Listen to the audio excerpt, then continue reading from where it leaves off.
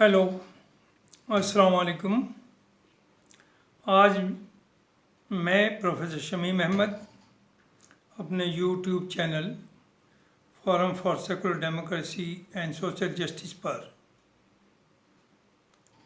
आज के अपने यूथ के बारे में उनके फ्यूचर को लेकर के कुछ बात करना चाहूँगा कि मुल्क के क्या हालात हैं और जो आज का यूथ है इसका क्या फ्यूचर है। देखिए, हम लोग कुछ चीज़ों को बहुत सीरियसली नहीं लेते या नहीं जान करके नहीं समझना चाहते। गवर्नमेंट क्लेम कर रही है कि वो 80 करोड़ से ज़्यादा लोगों को फ्री राशन दे रही है, यानी और our population is around 140 crore. तो 80 करोड़ को राशन देने का मतलब ये है कि अराउंड 60% ऑफ पॉपुलेशन इस काबिल नहीं या इतना अर्न नहीं कर पाती कि वो अपना पेट भर के खाना भी खा सके, और उसे एक फ्री राशन पर गवर्नमेंट की मदद पर डिपेंड करके सर्वाइव करना पड़ रहा है। साथ साथ किसान जो नॉट लेस देन 20 करोड़, उन्हें आप 6,000 रुपये साल या 500 रुपया पर महीना पर मंथ देते हैं, जिससे अंदाज़ा होता है कि जिनकी हम कीमत दुगनी करना चाहते हैं उनके बारे में क्या क्या बात करते हैं, उन्हें अंदाज़ा बताते हैं कि उनकी माली हालत क्या है कि वो सिर्फ 500 रुपये महीना की भीख के लिए इंतज़ार करते हैं और उस पर काफ़ी हद तक डिपेंड कर रहे हैं। तो इसका मतलब ऑलरेडी 140 करोड़ में से 100 करोड़ लोग इस काबिल ही नहीं कि वो अपना पेट भर सकें, लिहाजा वो आगे की बात डेमोक्रेसी की या राइट्स की या डिग्निटी की कहाँ से करेंगे। अब आइए हमारे यूथ के ऊपर, चूँकि आपने एजुकेशन को इतना बर्बाद कर दिया, उसके कमर्शलाइजेशन कर दिया, उसे एक इंडस्ट्री की तरह बना दिया कि बच्चे कॉलेज से निकलते हैं, ख़ासतौर से इंजीनियरिंग कॉलेज, और बाहर आकर के उन्हें क्या जॉब अपॉर्चुनिटीज़ है। पहले तो मैं ये कहूँगा कि आपने आंख बंद करके हज़ारों इंजीनियरिंग कॉलेजेस खुलवा दिए। यूपी में it was around 1000 engineering colleges अब से 7-8 साल पहले 2010, 11, 12 उधर आए, और गांव का एक जो बहुत गरीब फैमिली से था, इधर से उधर से सभी लोगों को एक प्रोपेगेंडा हुआ कि बीटेक करिए। उन्होंने बीटेक किया। एक तरफ तो कॉलेजेस में जो करप्शन था वो अब खुल रहे हैं कि उन्होंने नाम है जैन, शर्मा और दलित बनाया, उसके नाम से स्कॉलरशिप लिया और दुनिया भर का धन गवर्नमेंट का लूटा। दूसरी तरफ चूँकि टीचर्स ना तो कॉम्पिटेंट टीचर्स थे, ना मिल रहे थे और ना लेना चाहते थे। चूँकि टीचर्स की तनख्वाह इन प्राइवेट इंजीनियरिंग कॉलेजेस में आज भी 10,000 से 25,000 के बीच है। मे बी 5% 25,000 से ऊपर हों, लेकिन 90% टीचर्स की सैलरी लेस देन 25,000 है। जबकि गवर्नमेंट के प्राइमरी स्कूल में 1 लाख तनख्वाह, 80,000 तनख्वाह है। तो जाहिर है किस तरह का टीचर आएगा वहाँ। ये वही टीचर आते हैं जो प्राइवेट इंजीनियरिंग कॉलेज से बीटेक की डिग्री ले ली, हाई स्कूल 12th में जब सेकंड क्लास थे 45%, और नकल करके उन्होंने पास किया। और पास करते जिस कॉलेज में पढ़ते थे ना वहाँ टीचर थे, ना लैब थी, ना इंस्ट्रक्टर थे, कुछ आता जाता नहीं। इन कॉलेजेस को इस तरह के बच्चे मिल जाते हैं एज ए टीचर, सस्ते, उनसे वो पढ़वाते हैं। तो ज़ाहिर है ये बच्चों को बेचारों को नॉलेज कहाँ से आएगी। जब वो बाहर निकल रहे हैं तो उनमें से 50% बच्चों की तो सैलरी 25,000 से कम है, 15 और 25 के बीच में, और थोड़े से बच्चों की 25 से 50 के हैं, और हार्डली 5 to 10% 50,000 से ऊपर है। तो जो बच्चे बड़े सिटीज़ में 20,000 या 25,000 रुपये महीना पे काम कर रहे हैं, इन बड़े सिटीज़ में लाइक गुड़गांव, ग्रेटर नोएडा है, दिल्ली है, 10,000 रुपये में तो एक कमरा मिलता है रहने के लिए। ये बेचारे 2-2 बच्चे लेते हैं, ज़मीन पे लेटते हैं। 12 घंटा ड्यूटी है, उन्हें सोचने की भी फुर्सत नहीं मिलती, थके थकाए आएंगे, सो जाएंगे। तो इस वक्त उन्हें वो जो 20,000 या 15,000 या 25,000 मिल रहा है, वह जो जेब खर्च है, पेरेंट्स को वो देते नहीं, देने की ज़रूरत नहीं समझते, और वो बेचारे अपना खर्चा चला रहे हैं, दे आर हैप्पी। लेकिन आज का जो ये यूथ है, कल को ये शादी करेगा, इसकी अपनी फैमिली होगी, अपने बच्चे होंगे, इसे घर की ज़रूरत होगी, बच्चों की पढ़ाई के लिए पैसा चाहिएगा, तो वो कहाँ से आएगा? तो माँ बाप रहेंगे नहीं उस वक्त। और अभी भी कुछ माँ बाप तो हैं जो इन बच्चों को तनख्वाह से उन्हें कोई मतलब नहीं, जो कमाते हो बेटा खर्च करो। लेकिन कुछ माँ बाप ऐसे भी हैं जिन्होंने कर्जा लेके इन्हें पढ़ाया और सोचते थे ये कुछ कमाएंगे तो हमें मदद करेंगे। वो मदद करना भी चाहें बच्चे तो कहाँ से करें, तनख्वाह ही नहीं है। तो ये बताइए अब से 15 या 20 साल बाद जो सिचुएशन आएगी, गवर्नमेंट जॉब्स ख़त्म हो गए, 90% से ज़्यादा जॉब्स प्राइवेट में हैं, जिसमें कोई सिक्योरिटी नहीं है। शाम को आप काम करके आते हैं, सुबह ही आपको गेट पर रोक देते हैं कि अब आपकी ज़रूरत नहीं है। कहाँ जाएगा वो? आपने उसे 25 साल से 35-40 साल तक रखा, 40 साल में बाहर कर दिया, अब उस पर तो कोई जॉब नहीं, वो दूसरा कुछ जानता नहीं। तो ये एक बहुत बड़ी मुल्क के सामने क्राइसिस है, जो उन बच्चों की क्राइसिस है, गवर्नमेंट की क्राइसिस है, हमारे समाज की क्राइसिस है। लिहाजा ज़रूरत है इसकी कि हम इसे बहुत गौर से सोचें और इस तरह का माहौल बनाएं कि पीसफुल माहौल रहे, मुल्क में कुछ इंडस्ट्रियलाइजेशन हो, इन बच्चों को जॉब मिले। जॉब देना भी गवर्नमेंट की जिम्मेदारी है। लेकिन दो तरह की हुकूमत होती हैं, एक तो ये कि हर को वो डेवलप करना चाहते हैं, आगे बढ़ाना चाहते हैं, तरक्की कराना चाहते हैं। एक हुकूमत ये होती है कि सबको इतना गरीब कर दो कि उसे खाने के लाले पड़ जाएं, और जब वो भूखा है अगर उसके झोली में 2 रोटी डाल दी तो ही इज़ हैप्पी कि भगवान इन्हें लंबी उम्र दे, इन्होंने मेरी जान बचा ली, 2 रोटी दी है, उससे आगे वो सोच ही नहीं सकता। तो जिस तरफ हम जा रहे हैं वो तो उसी तरफ ले जाया जा रहा है कि 100 करोड़ डिपेंडेंट हैं फ्री उसके ऊपर, और तनख्वाहें जो बच्चों की वो सब आपके सामने है। साल में 3 लाख, 2.5 लाख, 3.5 लाख, 3.5 लाख का मतलब 30,000 रुपये महीना, और अदरवाइज 25,000, 3 लाख का मतलब 25,000 रुपये महीना। तो इन बच्चों का होगा क्या? कल इन्हें शादी करनी है, फैमिली बसानी है, इन्हें घर भी चाहिए, इन्हें बच्चों की तालीम के लिए चाहिए, इन्हें मेडिकल हेल्थ के लिए चाहिए। ये कहाँ से आएगा? तो हम बड़े बड़े क्लेम करते हैं, शायद हम ये सोचते हैं कि अगर 140 करोड़ में सिर्फ 20 करोड़ ही ठीक रहे और 120 करोड़ इस काबिल हो जाए कि वो खाएं ना पिए ना, उन पर कुछ ना हो, सिर्फ गवर्नमेंट की फ्री बीज पर डिपेंड करें, तो हुकूमत बहुत आसानी से चलेगी। वो तो उसी में खुश होंगे जो आज हो रहा, जिसे 5 किलो गेहूँ दिए उससे कहते हैं वोट दो, हमने तो आपको 5 किलो गेहूँ दिए। हम कहाँ ले जाएंगे इस सोसाइटी को? हम चाहते हैं कि 20 करोड़ रहें। 20 करोड़ एक मुल्क के लिए बहुत है, मार्केट भी चलेगा आपका, इंडस्ट्री जो पैदा करेगी वो खाने वाले भी। 20 करोड़ बहुत बड़ा नंबर है, और मुल्कों की तो पॉपुलेशन है 1 करोड़ और 1 करोड़ से कम है ज़्यादातर मेजॉरिटी ऑफ द कंट्रीज़, और अब तो 140 करोड़ हैं।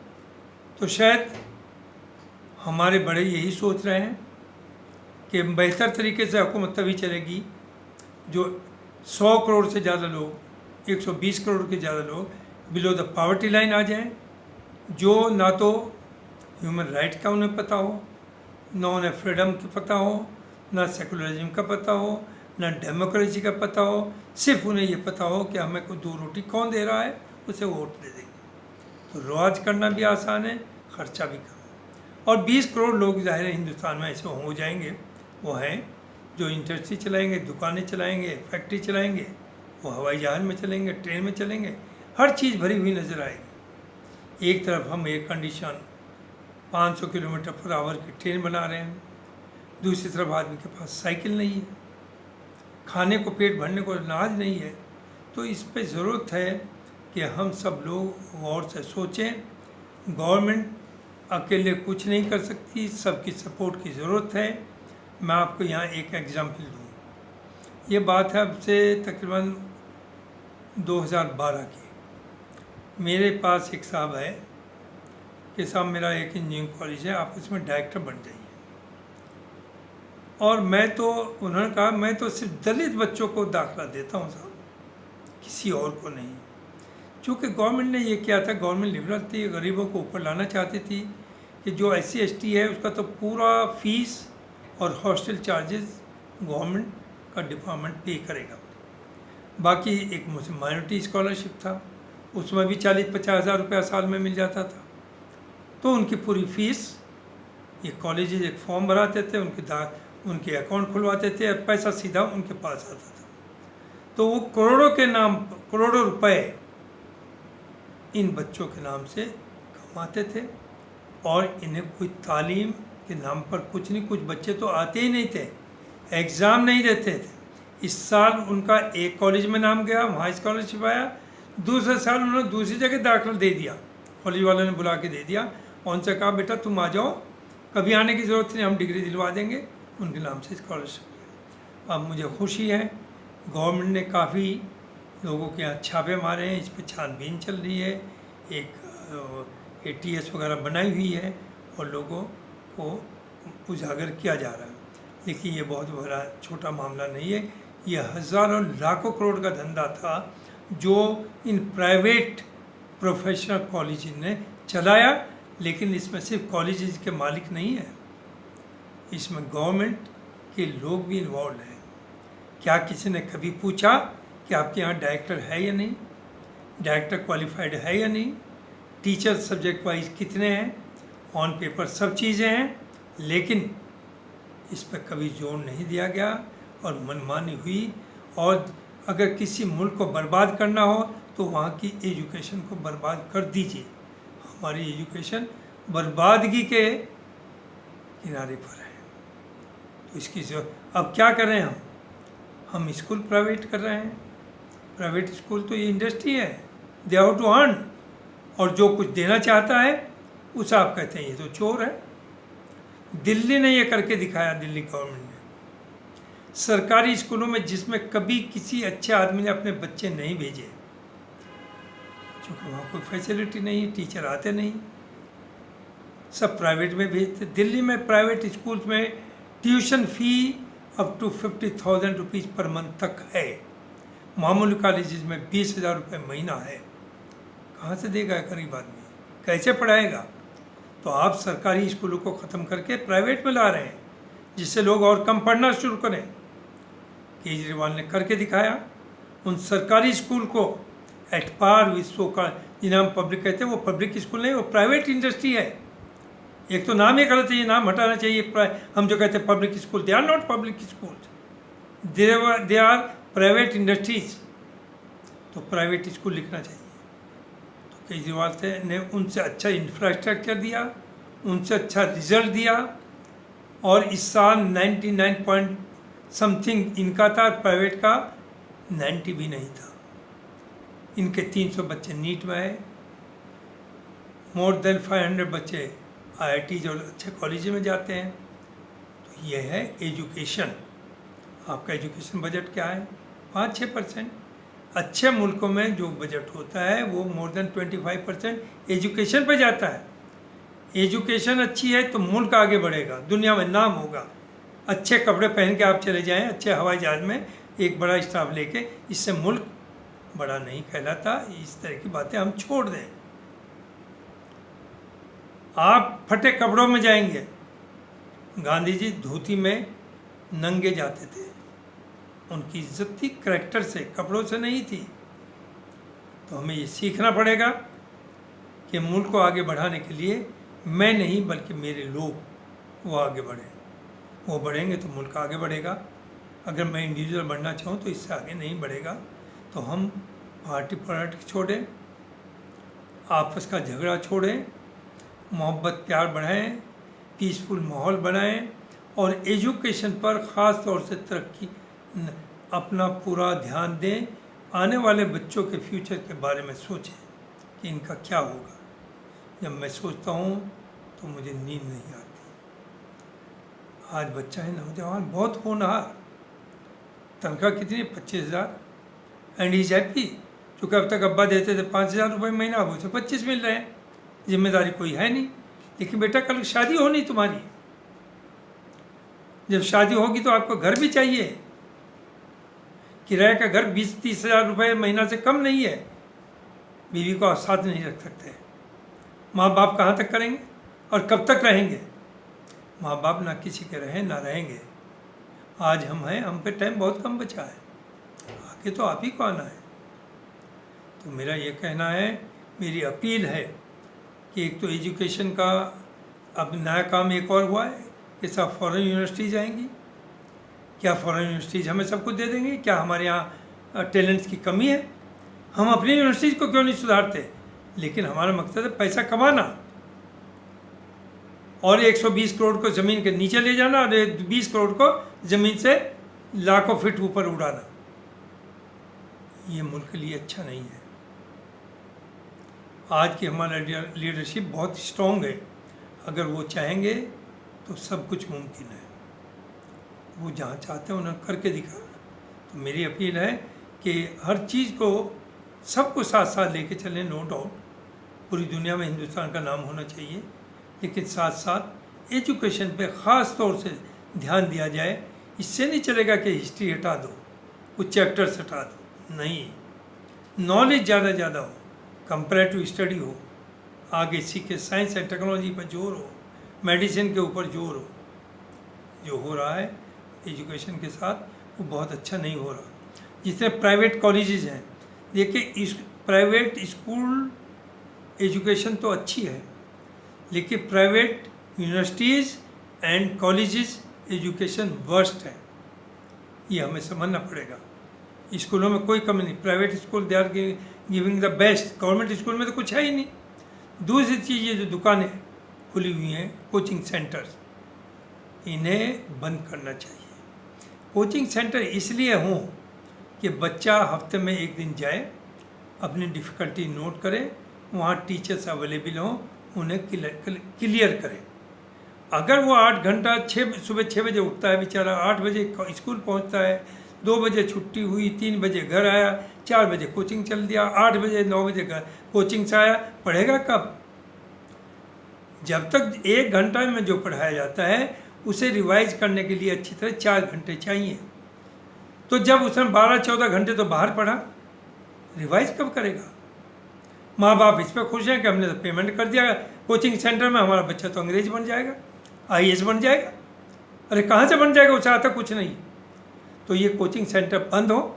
इनका काम सिर्फ ये हो कि सब बच्चों को हफ्ते में हर सब्जेक्ट में 1-1 या 2-2 घंटा दें, to discuss their difficulty with the teachers, जो उनका क्लैरिफाई हो जाए, जो उनके डाउट्स हैं।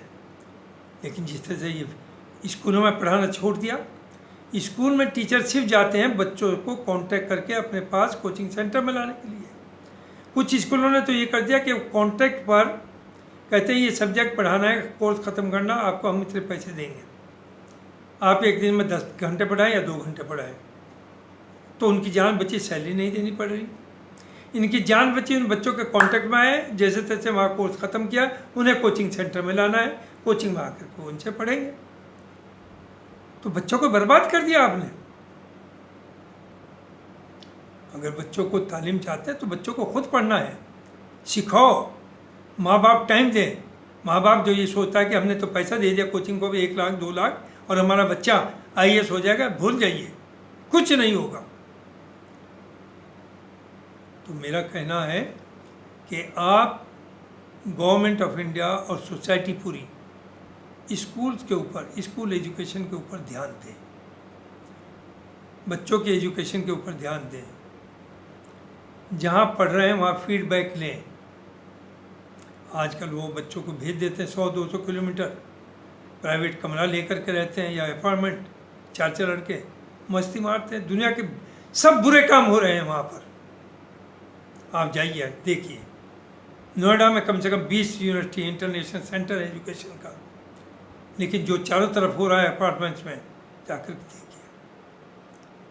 तो इन बच्चों को, ये इनोसेंट हैं, समझाने की ज़रूरत है, प्यार से, मोहब्बत से। और कॉलेज और यूनिवर्सिटीज़ का काम है कि टीचर्स इन्हें गाइड करें, अच्छी राह दें, अच्छी तालीम दें। सिर्फ एजुकेशन नहीं, क्वालिटी एजुकेशन दें। जब तक क्वालिटी एजुकेशन नहीं, आप कुछ नहीं कर सकते। आपको अपने में ये सब करना है। ये मुझे आपको कहना था, क्योंकि जो एजुकेशन का हो रहा है वो real for. Let me tell you one thing more. AMU में पहले, अलीगढ़ मुस्लिम यूनिवर्सिटी में मोर देन 40,000 बीटेक के एंट्रेंस टेस्ट में बैठते थे। आज AMU ने 10 जगह बाहर भी सेंटर कर दिए, इसलिए कि बच्चों को प्रॉब्लम ना हो अलीगढ़ आने में, आसपास के सेंटर को अडॉप्ट कर लें।